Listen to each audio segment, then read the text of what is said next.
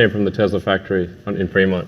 Yes. Was it something wrong? There's always something wrong. Did you have to like... At any given point, there's always something wrong. Yes. Because there's just too many things going on. Yeah. So, I mean, one of the trickiest things about a car is that there's thousands of individual components. There are thousands of unique components. And even if one of those things is missing, you can't make cars.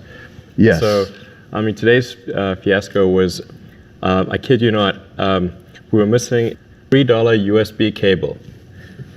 Okay, so we could not complete cars because... So the whole line was stopped. Yeah, so essentially because it's part of the wiring harness, so you can't put the interior in without this cable. And so we could either make a whole bunch of cars minus an interior, which means that you got to stack them up in the yard. The resale value would be no good. Well, it can be done, but then things go out of sequence. Oh, right. And it's way more...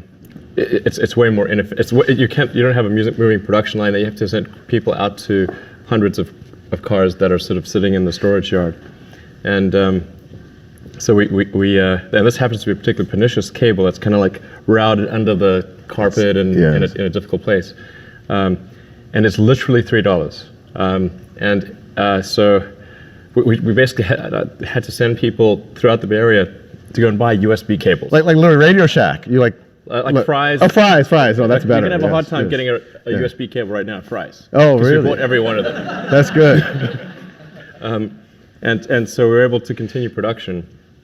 And I don't want to belabor the anecdote, but essentially the supplier is in China, and we had Plan A and Plan B. And Plan A was like the normal supply chain process, and but what the supplier did was instead of sending our parts in their own package, they grouped it together with a bunch of other stuff for other companies and sent that all via some extremely slow boat from China to LA.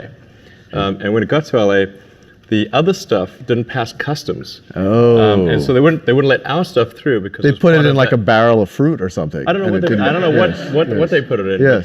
But there's something that customs didn't like, and the paperwork wasn't in order or whatever. So it got stuck there for like a couple of weeks. And then we had Plan B.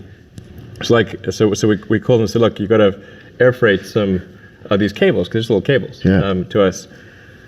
And we talked to their U.S. subsidiary and ordered from the U.S. subsidiary, who then communicated to China. But then, because this was another batch of parts, it was kind of double the order, it exceeded the credit limit that we had. Oh, yeah, you got it. So it bounced off their credit limit, so they didn't ship it. Fascinating. So someone's losing their job now. This is... No, I'm kidding. No, you shouldn't fire anyone. It's pretty farcical. Anyway, so... It's coming like tonight at 11 p.m. or something. Wow. And these things are happening like all the time. This was like an unusual circumstance. Yeah. That's like one example, but there's many things like